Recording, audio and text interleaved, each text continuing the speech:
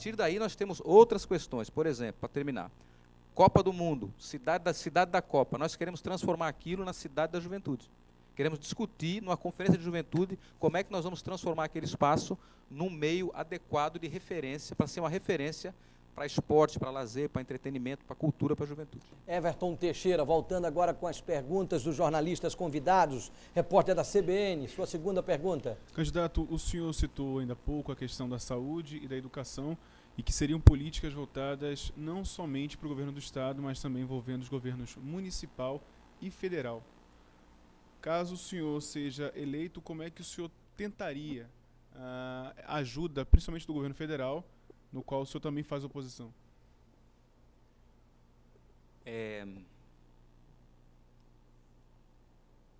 Everson,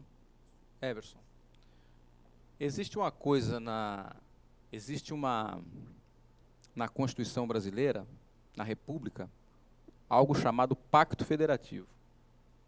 Então, essa ideia de que o governador ele tem que ir de pires na mão para o presidente é uma ideia lamentável. Nós achamos que a República deve funcionar. Infelizmente, hoje não está funcionando. O Legislativo está capturado pelo Executivo, a esfera da União faz o que quer com relação ao governo do Estado, o governo do Estado faz o que quer com o município. Nós achamos que é preciso resgatar o Pacto Federativo. Existe política de distribuição da riqueza produzida no país. Pernambuco, para ter uma ideia, a região Nordeste, ela representa 38% da população. E está na Constituição que a distribuição do bolo orçamentário tem que respeitar essa proporcionalidade. Nós recebemos nem 15%, né, Alexandre? Nem 15% vem para a região Nordeste. Nós queremos discutir isso. Isso é lei. Isso está no Pacto Federativo. Então, a partir daí, nós vamos buscar reformular essa relação entre as esferas do poder público, executivo, aqui no Brasil, e nós vamos buscar o que é nosso. Pernambuco paga de impostos federais todos os anos. Ano passado pagou 7 bilhões, só de impostos federais. E só retornou para cá 5 bilhões, ou seja, nós contribuímos com o Sul, com o Sudeste, com 2 bilhões. Andréia Tavares. Eu gostaria, se possível, nessa minha pergunta, uma resposta mais objetiva no aspecto de como fazer, aproveitando um pouquinho do que o Everson falou. O senhor tem 25 anos de militância, como o senhor disse, defende bandeiras importantes como segurança e saúde. No entanto, o senhor há de convir, como o senhor mesmo admitiu agora há pouco, que o governo federal não passa o que deveria, não repassa para o Estado aquilo que deveria repassar. Entretanto, o aporte financeiro da União é fundamental para implementar esses projetos que o senhor defende.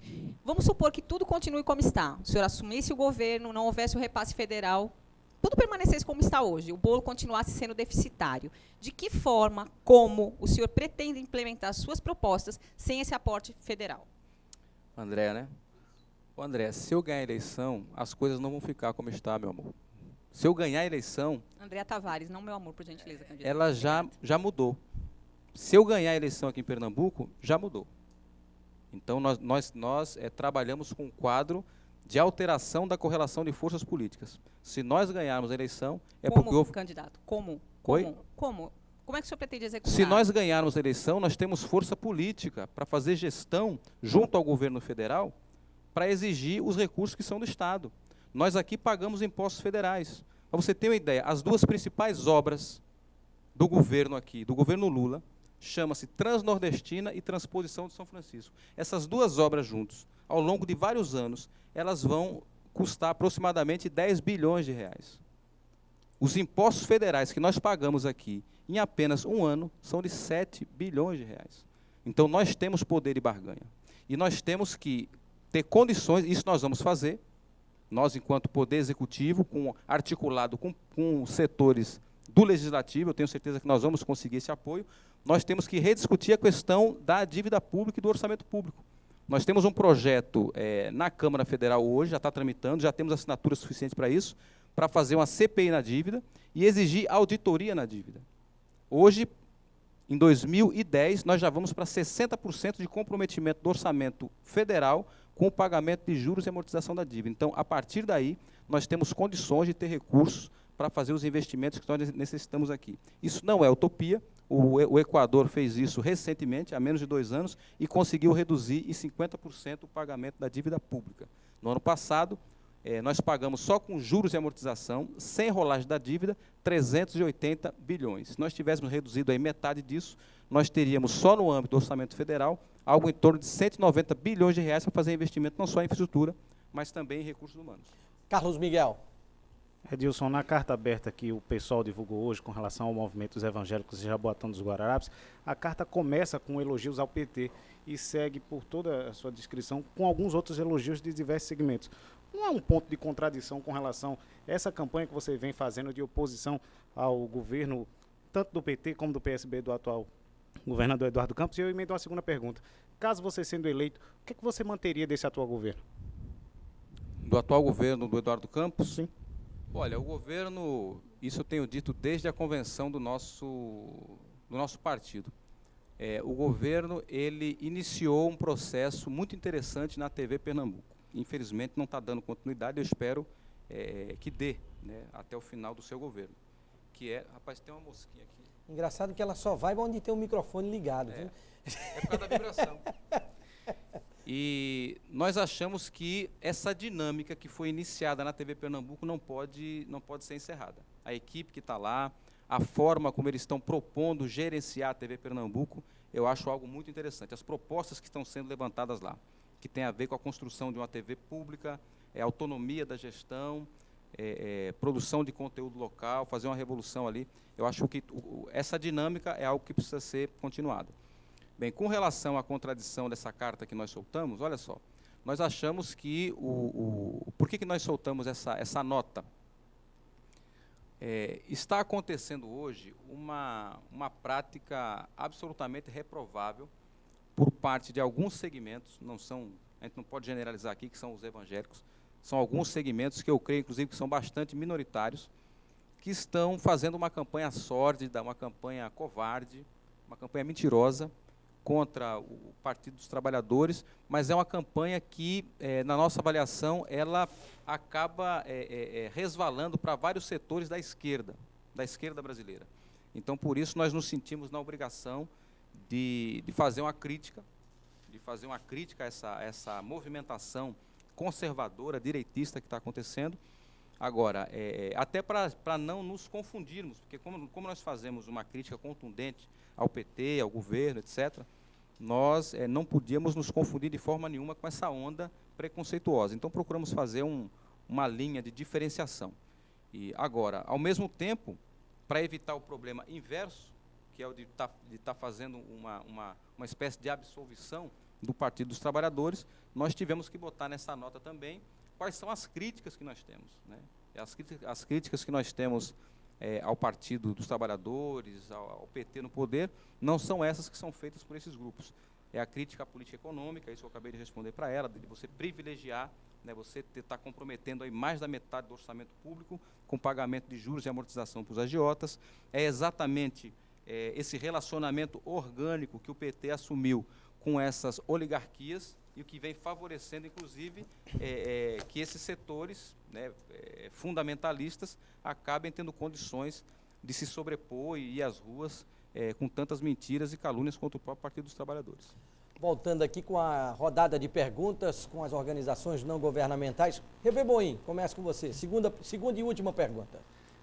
Antes de mais nada, Pedro Paulo, quero cumprimentar mais uma vez o formato, não é, desse debate, dessas perguntas, porque permite, não só a participação do terceiro setor, como duas perguntas, não é, de forma que às vezes a gente pode colocar uma pergunta pessoal e uma segunda que reflita, não é, nossa área de atuação. A ONG Civitate trabalha com meio ambiente urbano e nós gostaríamos de perguntar ao candidato Edilson Silva qual seria, em caso dele ser reeleito, governador do estado de Pernambuco, qual seria a política de meio ambiente urbano para recuperação e melhoria, não é, da qualidade ambiental das cidades no nosso estado, que a gente sabe, principalmente as cidades de maior porte, têm visto os seus centros urbanos muito deteriorados, poluição de todo tipo, de transporte, o esgoto não é sendo lançado nas calçadas, nas ruas, e muito barulho, poluição visual, enfim, aquele caos urbano que impede, não é, que a população possa ter prazer em circular pelos seus centros urbanos. candidato. A minha pergunta seria, então, nesse sentido, a proposta de política ambiental urbana em seu governo. Certo. Jacques, essa é bastante respondível. Olha só, nós, quando fomos candidato a prefeito do Recife, nós fizemos uma proposta que é fruto de uma discussão que nós fizemos com amplos setores, que era da necessidade de se trabalhar uma consciência coletiva acerca dos problemas ambientais. Então, nós acreditamos muito, para quem acompanha as nossas candidaturas, na participação popular. Nós achamos que existe boa parte, a grande maioria dos principais problemas que nós temos na sociedade e na gestão pública tem a ver com uma apartação entre quem governa e a sociedade. Né? Quem governa está lá gerenciando os recursos públicos, está controlando a gestão pública, mas não respeita a democracia participativa, não existe uma forma da sociedade civil participar efetivamente. Então, nós valorizamos muito, nós achamos que a democracia representativa, ela passa por um processo de falência, e para nós, discutir meio ambiente é discutir também a forma como se gerencia, como se faz a gestão pública. Então, é preciso a gente transitar do monopólio da democracia representativa para a democracia participativa também. Não estou falando em fechar congresso, mas nós temos que compatibilizar a participação popular. Então, nesse sentido, eu acho que no âmbito das cidades, nós temos que pensar os planos diretores, né, de forma a conseguir fazer reforma urbana. Fazer reforma urbana e fazer reforma urbana de forma participativa. Eu acredito que é possível compatibilizar uma boa ideia que infelizmente foi deturpada, que é o orçamento participativo, mas a gente transformar o orçamento participativo em um orçamento participativo ambiental. É uma ideia que eu acho que as populações ribeirinhas, as populações que moram perto de canais, né, ou seja, se nós tivermos metas, né, de participação da população na redução da emissão de resíduo sólido, na diminuição coletiva do uso de água, do uso de energia elétrica, e isso tiver alguma contrapartida por parte do Estado, no sentido de incentivo em IPTU, no incentivo em benefício que o Estado possa vir a dar, isso eu acho que a gente trabalha não só do ponto de vista da redução dos problemas ambientais imediatos, mas também construindo na população uma consciência crítica no sentido de participar ativamente de um processo de despoluição das cidades e melhoria das condições de vida aí. Agora, tudo isso, obviamente, compatibilizado com uma alteração estrutural, né? Nós não podemos mais conviver com a sociedade do automóvel, como a gente está vendo hoje. A sociedade está se adaptando aos carros, né? Mas isso é uma questão bastante complexa, que nós vamos ter que envolver outros atores para poder garantir transporte coletivo de massa, que é a nossa grande dificuldade. Na medida em que a gente tem transporte coletivo de massa, a gente pode compatibilizar uma intermodalidade com